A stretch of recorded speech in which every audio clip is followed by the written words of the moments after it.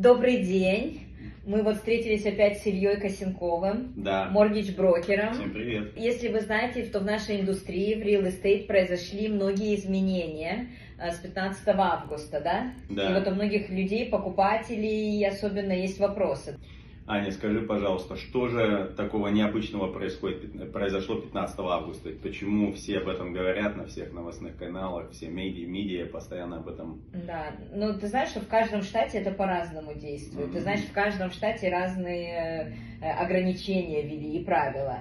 И также... Нет, я не знал об этом. Да. Слушай, подожди, а что-то изменилось вот в моргидж, в лендинг процессе? Что-то изменилось? Нет, ничего не заметил, чтобы что-то изменилось. Вот, да, у нас стало все более строго. Хотя, я хочу сказать, для Вашингтон Стейт, это мы записываем для нашего штата, да, для Greater Seattle Area, у нас уже с 1 января многие из этих правил ввелись.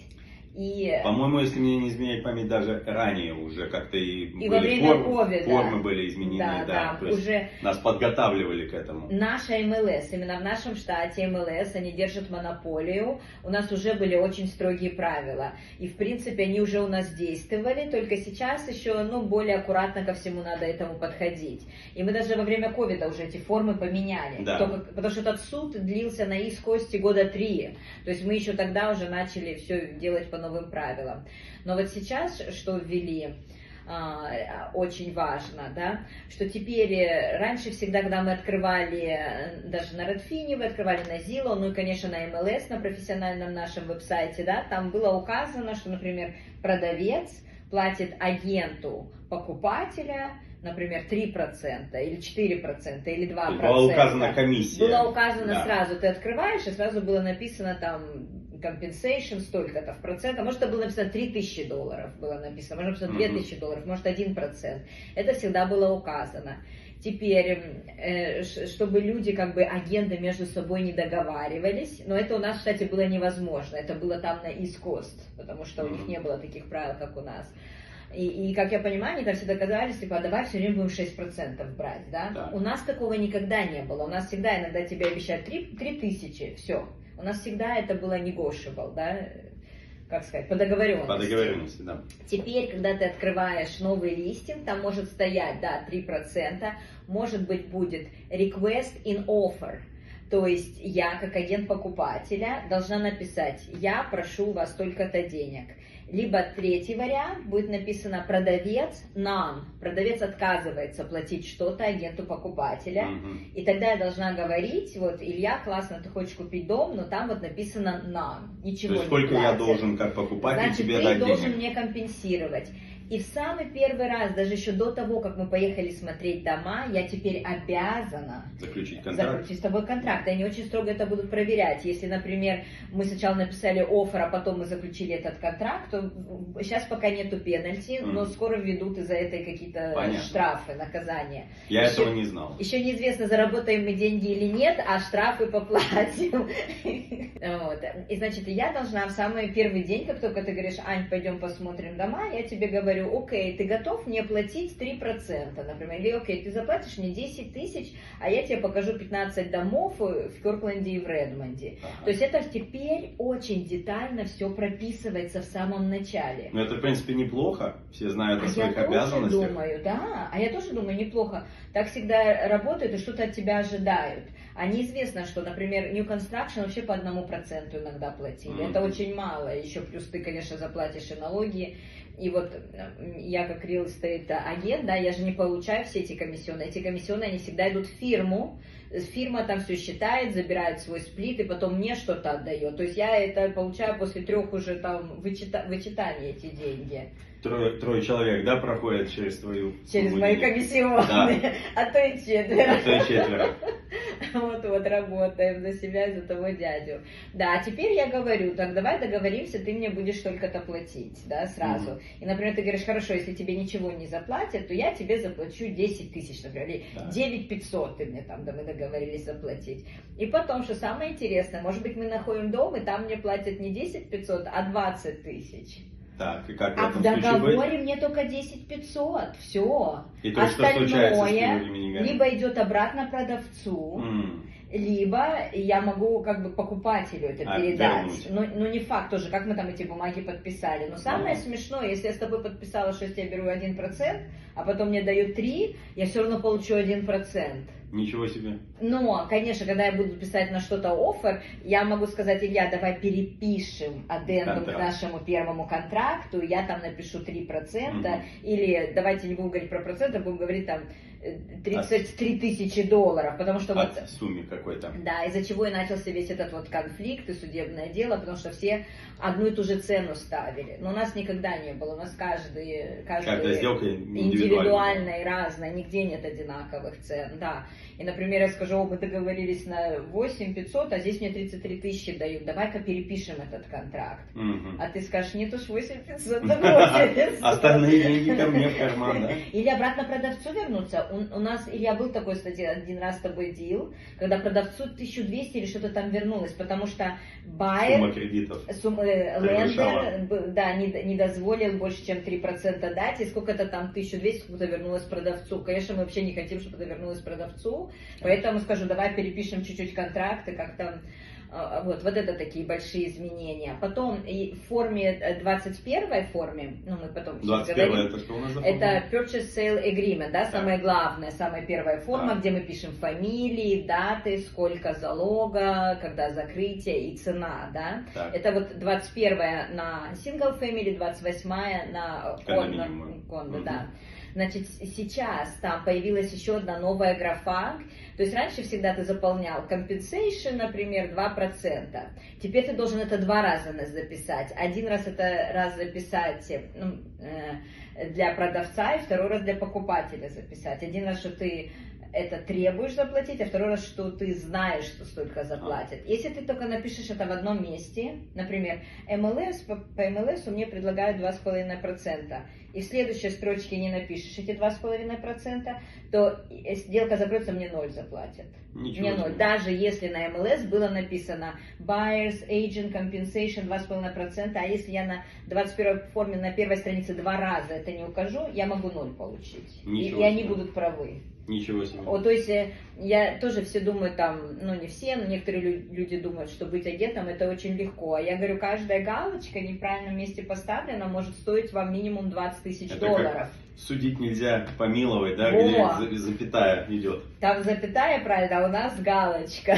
Да, не там ты галочку поставил или забыл там поставить, и все, и ты 0 получишь, и они будут правы.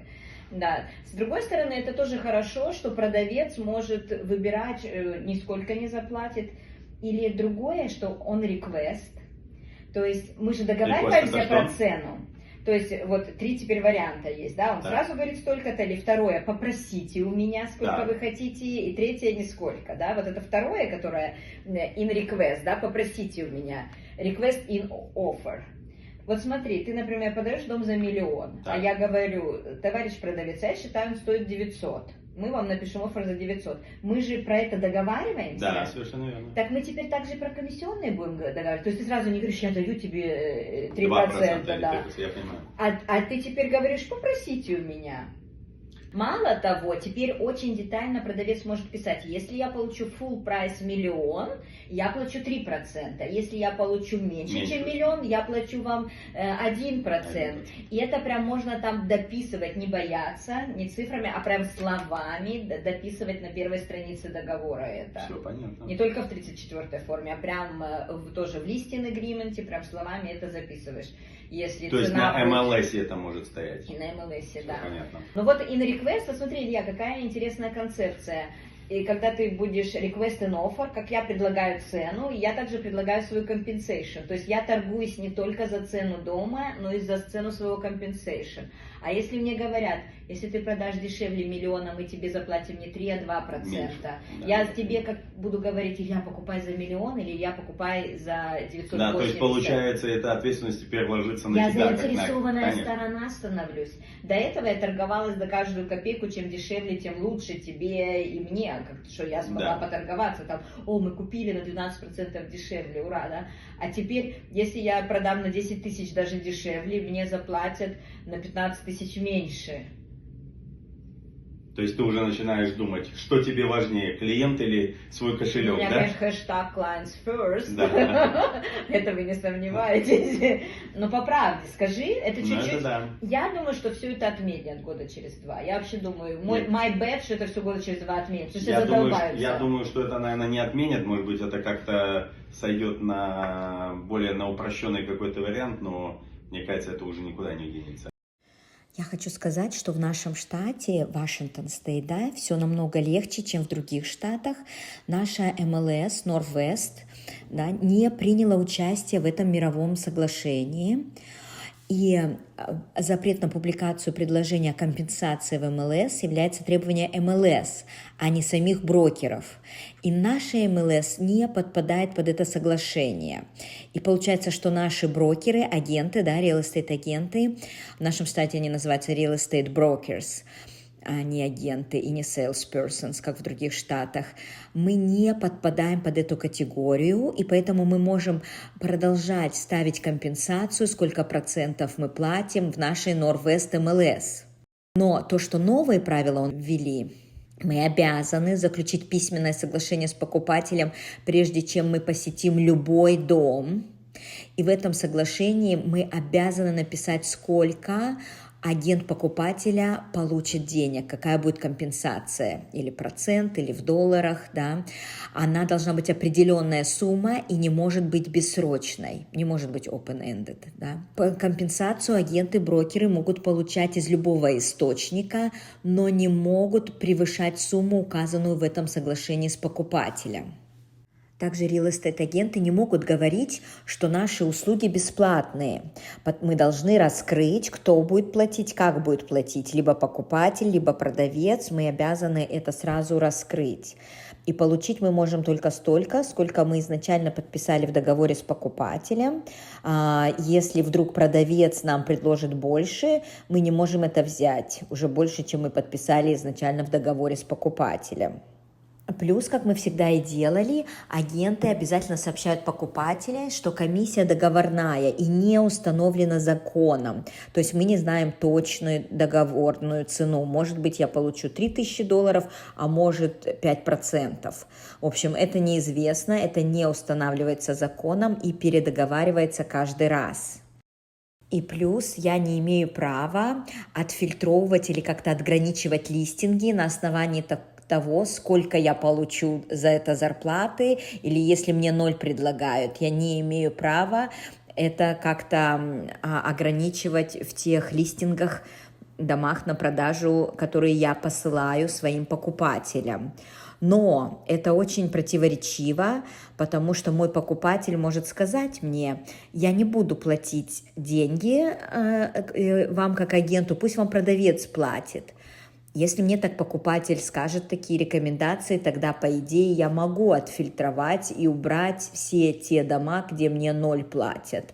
Да? Тут получается discrepancy, такой конфликт. Да? Вроде я не имею права отфильтровывать, но если покупатель мне скажет: я не буду платить, присылай мне только те, где тебе платит продавец, тогда, получается, я могу по-другому поставить рассылку для своего покупателя. В Калифорнии еще больше законов ввели, еще все намного строже. Вот. Ну, я надеюсь, что это как-то упростится, потому что это больше работы, больше negotiation, и как будто бы это это точно против покупателя работает. Теперь ты мне должен платить. Потенциально. Если тебе ничего не платят, вот в 30% случаев, да, сейчас 3 есть сценария: платят, могу потребовать, ничего не платят. Да. Получается, в 30% случаев как бы ты мне должен заплатить, а ты уже все свои последние деньги на down payment отдаешь. И так часто, правда, Илья? У нас да, так и бывает. Что люди до копейки выгребают, чтобы down payment был, например, там не 13%, а 15%. Потому что цены на недвижимость высокие до сих пор. И рейты ниже, если ты дашь больше down payment. И люди выгребают все деньги на свой down payment, на closing cost. А тут еще я такая: и мне заплатите, да? Ну, да. Это против покупателя. Как будто бы против покупателя, да. Но зато все будет типа по-честному. 3 года длился суд, значит, теперь все будет по-честному. Ну, наверное, где-то честность-то есть. Может быть, для продавца теперь честный период наступает. Да, мне кажется, продавец сломает голову думать, так, напишу in request, так, они мне дают 960, но я могу заплатить только 1%, или они мне дают 980, но я могу заплатить 2%. Давайте посчитаем, что нам выгодней. Это еще какие-то... Это будет получаться кручу-верчу какой-то. Да, так что там очень много нюансов, мы вам просто вот в 2 минутах рассказали. Там, конечно, больше нюансов, мы такую общую картину описали. Так что вы позвоните, я могу и формы прислать в имейле, и подсказать, в каких пунктах эти формы изменились.